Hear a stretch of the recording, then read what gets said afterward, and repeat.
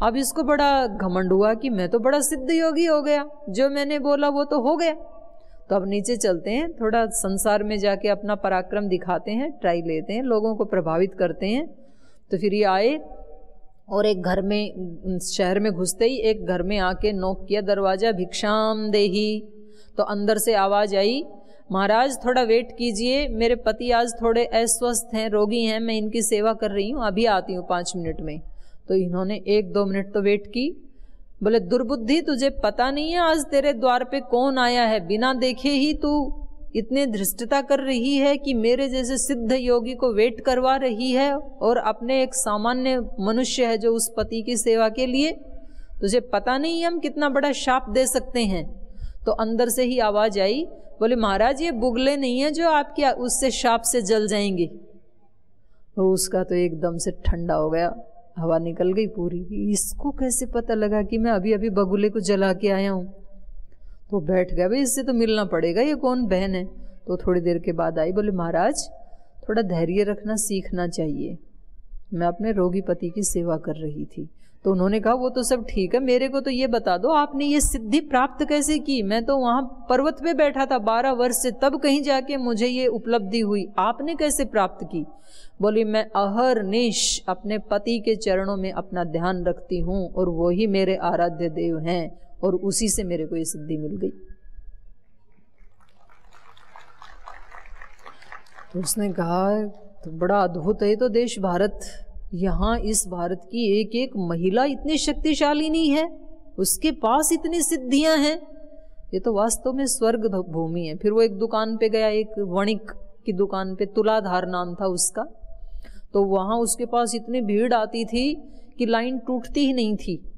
तो इसको पीछे जाके क्यू में खड़ा होना पड़ा। तो इन्होंने कहा, वहाँ से आवाज़ लगाई कि मुझे कुछ सामान लेना है, तो मैं VIP हूँ, मुझे आगे आने की इजाज़त दी जाए। तो उन्होंने कहा महाराज आप लाइन में खड़े हो, मेरे यहाँ जितने भी खड़े हैं ये सब ब्रह्म स्वरूप हैं, इनमें कोई भी सामान्य नहीं है, ये सब ब्रह्म के ही स्वरूप हैं, आप भी इनमें, आप थोड़ा वेट कीजिए। उन्होंने कहा आपको पता नहीं है आपकी दुकान पे कौन आया है? उन्होंने कहा महाराज सब पता है, लेकिन ये बुगले नहीं है जो आपके शाप से जल जाएंगे।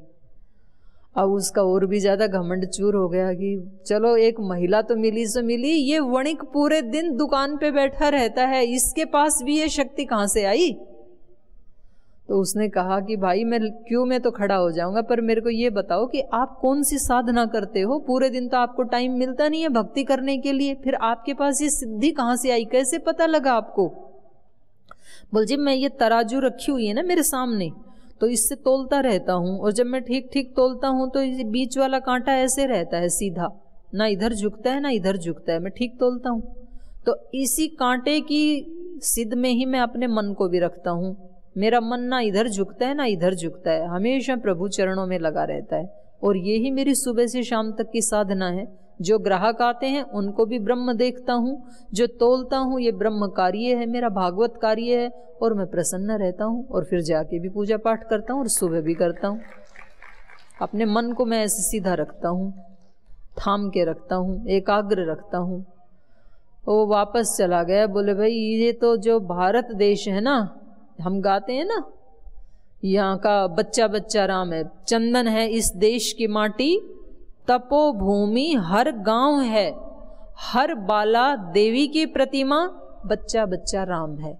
ये हमारे देश की तस्वीर है, थी, और ये दोबारा बनने वाली है। और उसके लिए निमित्त भगवान ने आप लोगों को सबसे पहले बनाया है।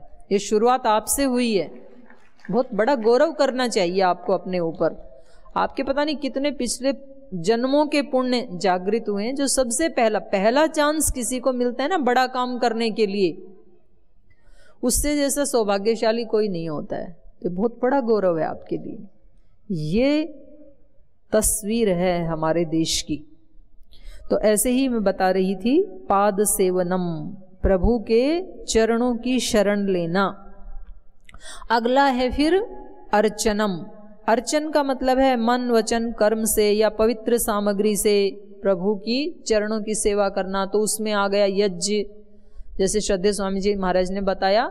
ये केवल जिन लोगों को आदत है, मैंने तो ऐसे भाई बहनों को देखा जो स्कूल में कोई प्रिंसिपल हैं, कोई अध्यापक हैं, कोई कॉलेज में प्रोफेसर हैं, कोई बिजनेस वाले हैं, लेकिन वो रोजाना अपने घर में 15 मिनट हवन करके जाते हैं। उनको बेशक जल्दी उठना पड़े, एक नियम है। तो ये नियम ऐसे ही हो गया जैसे हमारा नाश्ता करना एक रूटीन की चीज़ है, जैसे स्नान करना रूटीन की चीज़ है, ऐसे हवन करना भी रूटीन की चीज़ है उनके लिए। और ये थोड़ा थोड़ा पुण्य जो है इसको जोड़ करके उनका जीवन इतनी दिव्यता से भर जाता है कुछ वर्षों के बाद कि आसपास के सब लोग उनको गुरुजी कहने लगते हैं। और गुरुजी कहें या ना कहें, उनके अपने पास जो सादगी, जो सरलता, जो पवित्रता एकत्रित हो जाती है, वो कोई धनवान व्यक्ति करोड़ रुपए में खरीद नहीं सकता है। वो प्रतिदिन थोड़ा थोड़ा करके कमाई जाती है, वर्षों के बाद होती है और वो कमाई, लेकिन उसकी क्या कीमत है, क्या रस है, क्या अनुभूति है, ये व्यक्ति को तभी पता लगता है जब खुद करता है। तो आपसे मेरा निवेदन है, 1 महीना ये करके देखना। 1 महीना आप जैसे यहाँ 5 दिन भी तो हिम्मत मार के उठ के आ रहे हैं कुछ लोग जिनको आदत नहीं है, तो आप 25 दिन और हिम्मत मारना। 25 दिन आप इसको चालू रखना, इस रूटीन को। और 1 महीने के बाद यदि आपको अच्छा ना लगे, कैसे घर में शांति स्थापित हो गई, कैसे हमारे दोस्तों को हमारे ऊपर विश्वास हो गया, ये सारा परिवर्तन कैसे आ गया। बस आप 4 बजे उठ जाना, जैसे यहाँ 4 बजे उठते हैं ना, बस इतना कर लेना, 4 बजे उठ जाना। और 4 बजे उठ के आप जो भी करेंगे, आप बेशक गीता पढ़ लें, आप प्राणायाम कर लें, आप मेडिटेशन कर लें, ध्यान कर लें, आप वॉकिंग कर लें, जो आपको अच्छा लगे वो आप कर लेना। और आप 1 महीने के बाद हो सके तो पतंजलि योगपीठ में पत्र लिख के हमें अपना अनुभव बताना कि आपका 1 महीने में क्या अनुभव हुआ। वो हमारे लिए बहुत कीमती होंगे आपके अनुभव, क्योंकि कितने लोगों को प्रेरणा मिलती है आपके अनुभवों से। तो ये था पाद सेवनम, अर्चनम, अर्चन करना, जिसको हम पूजन कहते हैं ना, अर्चन पूजन। तो इस प्रकार के अनुष्ठान करना। अपने पास जो घी है, सामग्री है, खाना है, कभी जैसे अपने बच्चों को अच्छा अच्छा बना के खिलाते हैं, कभी किसी अनाथालय में जाके खिला आए, कभी किसी गौशाला में जा कर के गायों की सेवा कर, ये सब अर्चन में आता है। दूसरों की सामग्री से सेवा करना, गरीबों को कुछ दे दें, और गरीब को कभी गरीब कह करके मत देना, उसके स्वाभिमान को ठेस लगती है, क्योंकि कोई भी व्यक्ति गरीब नहीं कहलवाना चाहता है। उससे हमारा तो अहंकार बढ़ जाता है, हमारा भी नुकसान होता है, और उस व्यक्ति का स्वाभिमान को ठेस लगती है, उसका भी नुकसान होता है। इसलिए कभी किसी भूल करके भी किसी व्यक्ति को गरीब मत कहना। बोले भाई, एक दोस्ती के, एक मैत्री के भाव से उसकी सेवा करना, मित्रता के भाव से, और फिर आप देखना आपके चित्त को कितनी शांति मिलती है, कितनी आपकी दिव्यता बढ़ जाती है उससे। अगला है वंदनम।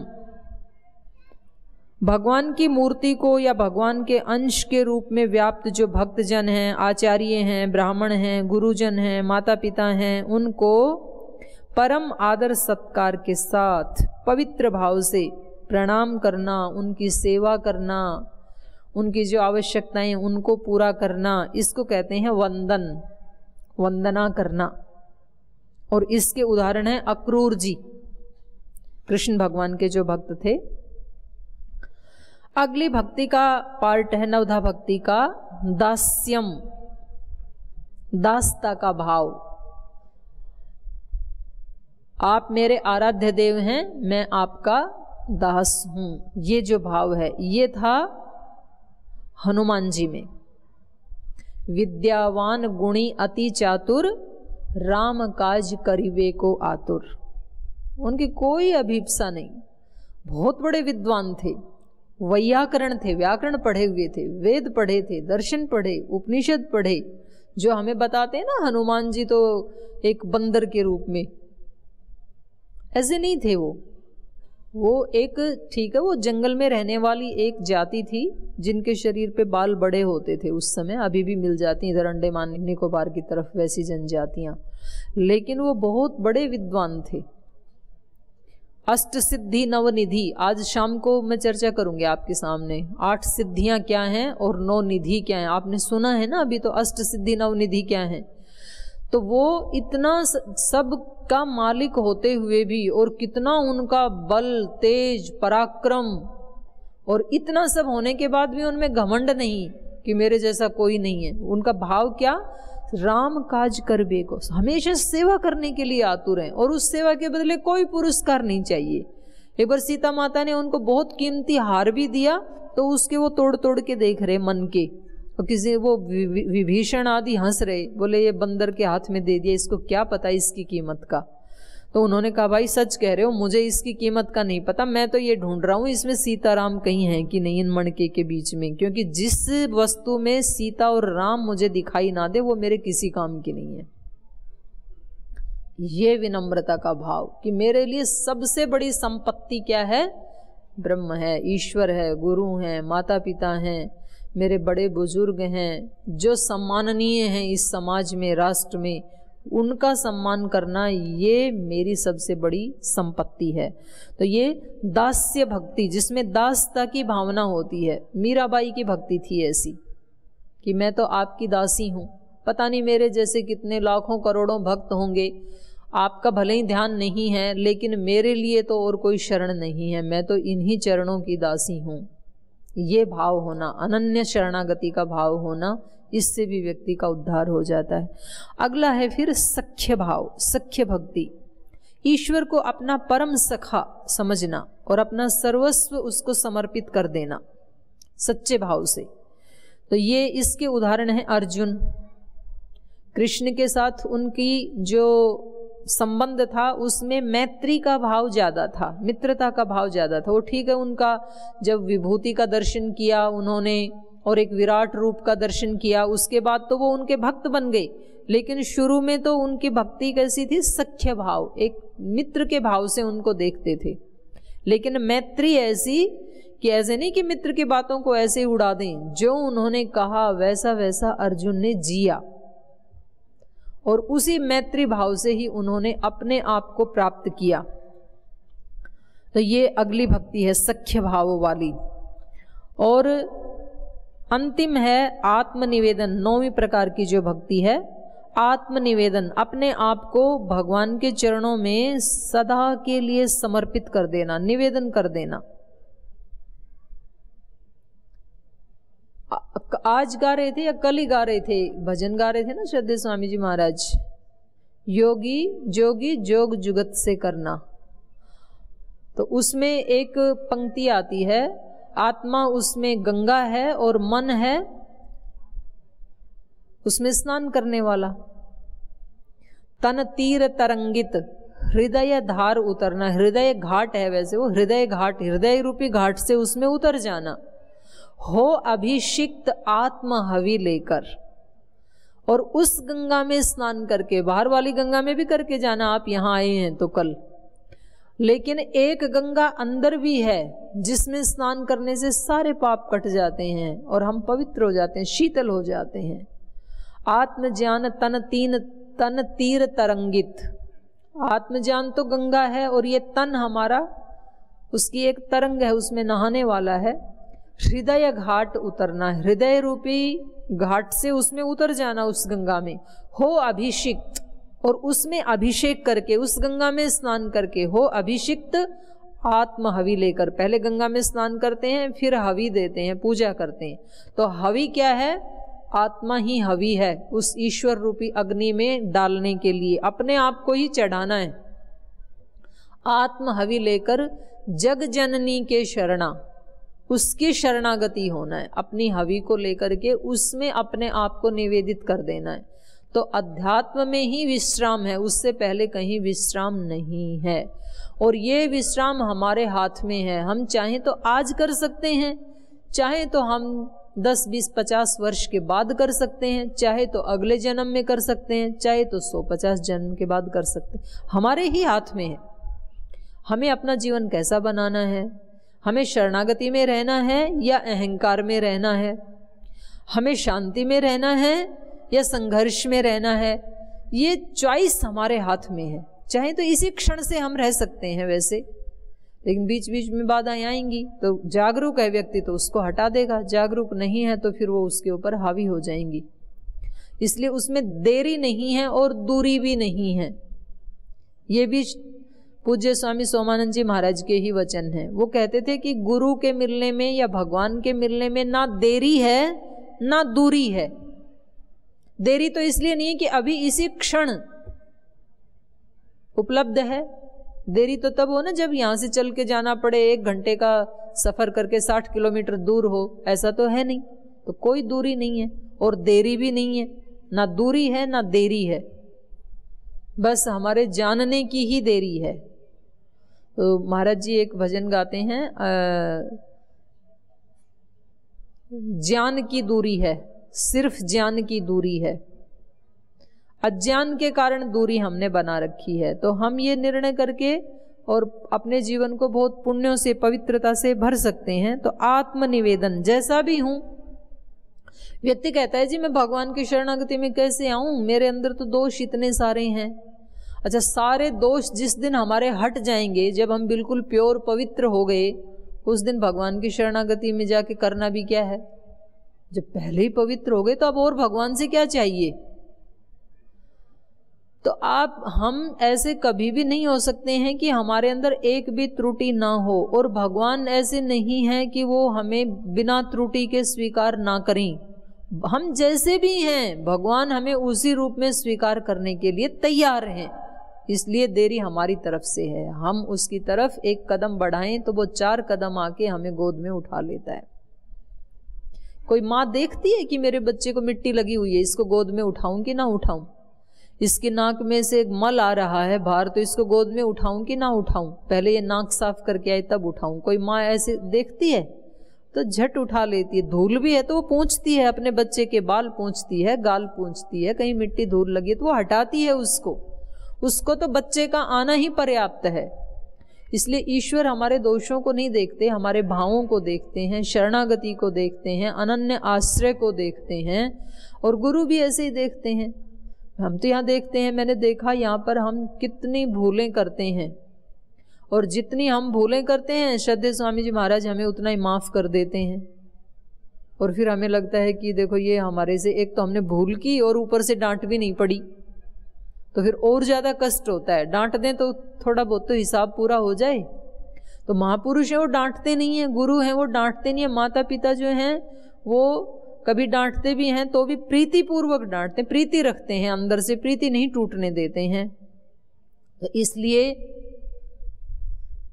कितना भी माता पिता गुरु हमारे को डांट दें, लेकिन फिर भी बच्चे को माँ ही पीट रही है, फिर भी बच्चा कैसे माँ की ही गोद में आके घुसता है, और रोते समय भी बोलता है माँ ले ले मुझे गोद में, और माँ ही पीट रही है फिर भी माँ के पास ही आता है। इसलिए माँ 1-2 थप्पड़ लगा के पिटाई करके फिर उसको अपनी गोद में ही ले लेती है। तो ऐसे ईश्वर भी, एक व्यक्ति बहुत परेशान हो गया था, और जब भी वो परेशान होता था तो वो समुद्र के तट पर चला जाता था, वहाँ जा कर के एकांत में बैठता, भक्ति करता, और थोड़ी देर के बाद उसको ऐसे लगता, आंख बंद करके बैठता तो कि जैसे भगवान मेरी उंगली पकड़ करके चल रहे हैं। और वो ऐसे भाव समाधि में बैठे बैठे 1-2 घंटे के बाद जब आंखें खोलता तो वो देखता कि समुद्र के किनारे जो बालू पड़ी है उसमें एक बड़े आदमी के पैरों के निशान है, एक किसी छोटे बच्चे के पैरों के निशान हैं। तो उसको बड़ी संतुष्टि होती थी, उसको लगता था एक ईश्वर के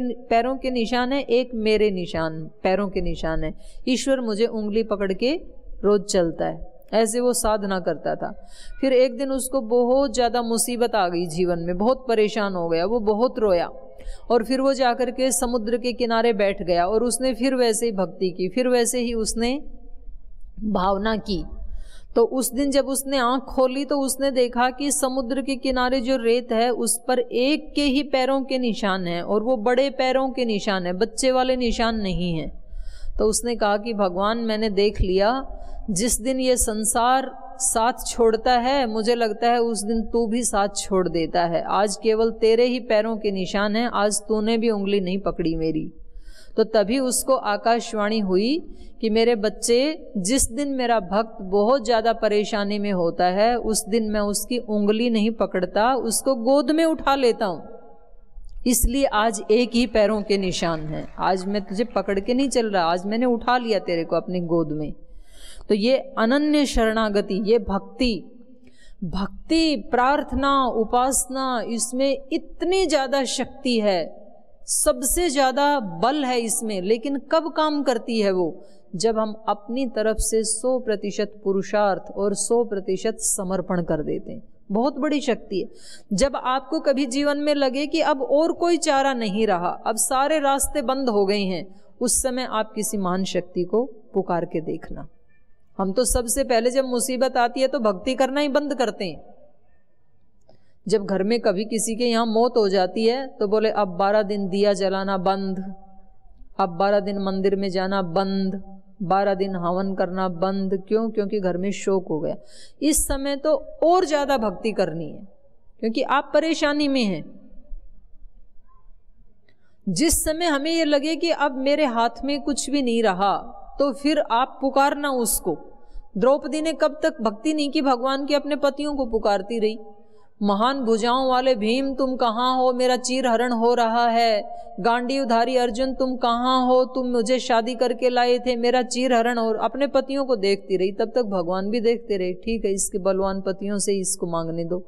जब उसने देखा कि यहाँ तो द्रोणाचार्य, कृपाचार्य, भीष्म पितामह सब गर्दन नीची करके बैठे हैं, इनमें से कोई मेरी सहायता करने वाला नहीं है, तब उसने द्वारिकाधीश को पुकारा और उसी समय उसकी लाज बचाने के लिए कोई शक्ति अभिव्यक्त हो गई। तो जब हम सब चीजों को छोड़ करके उसकी अनन्य शरणागति लेते हैं, उस समय वो काम करती है। एक व्यक्ति, उसका कथानक समझाने के लिए ही होते हैं।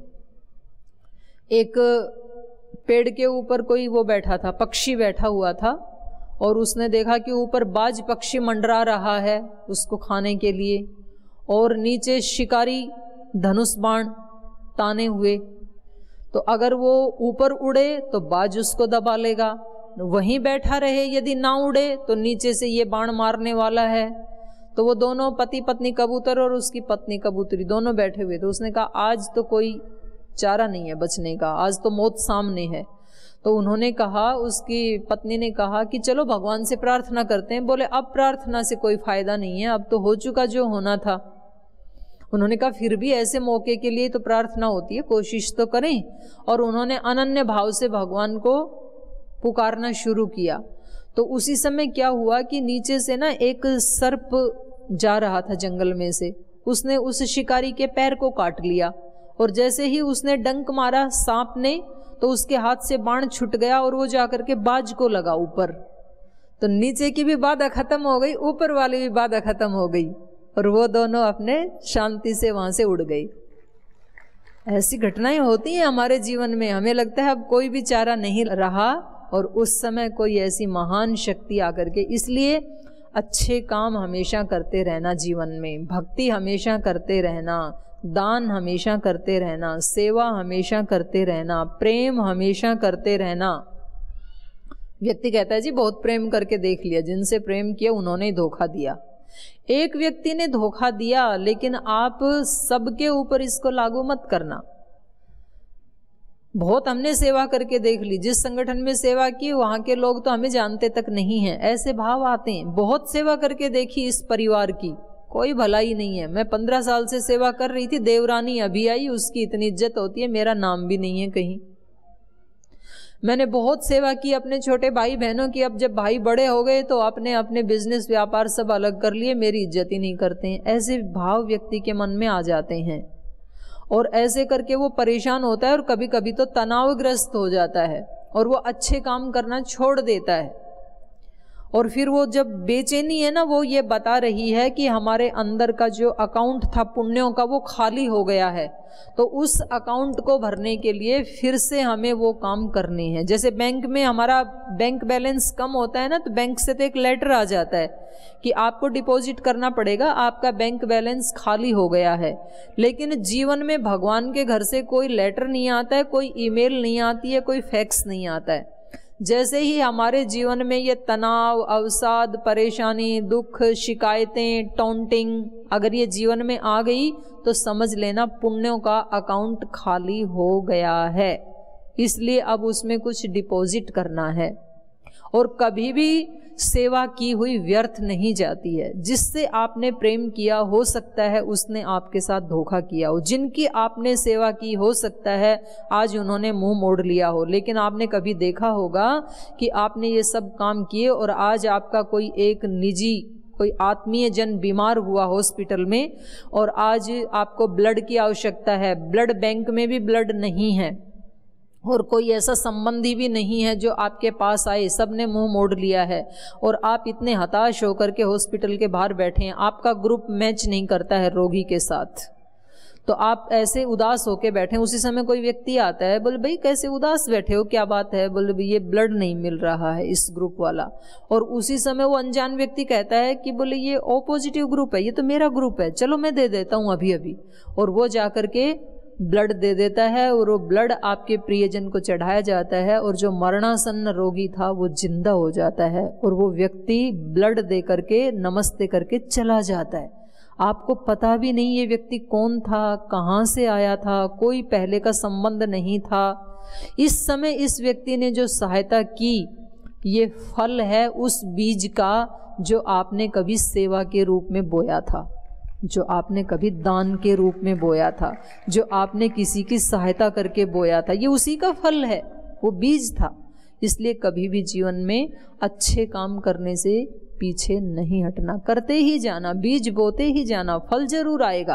कहाँ से आएगा, किसके माध्यम से आएगा, कैसे आएगा, कब आएगा, ये उसके ऊपर छोड़ देना, वो देखेगा कैसे आएगा। उन्हीं के माध्यम से नहीं आएगा, जिनको आपने दिया था वो ही आपकी सेवा करेंगे, ये जरूरी नहीं है।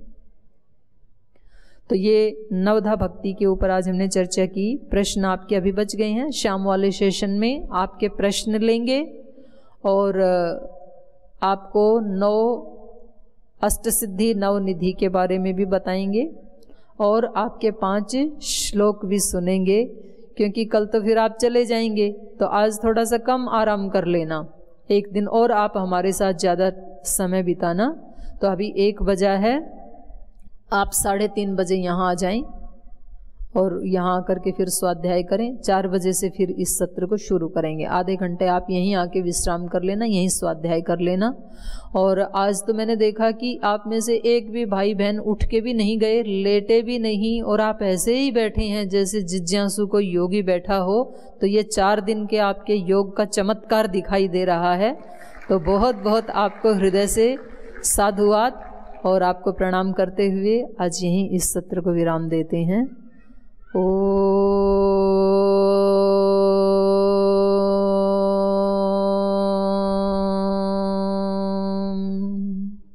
शांति शांति शांति। श्री गुरुभ्यो नमः। ओम।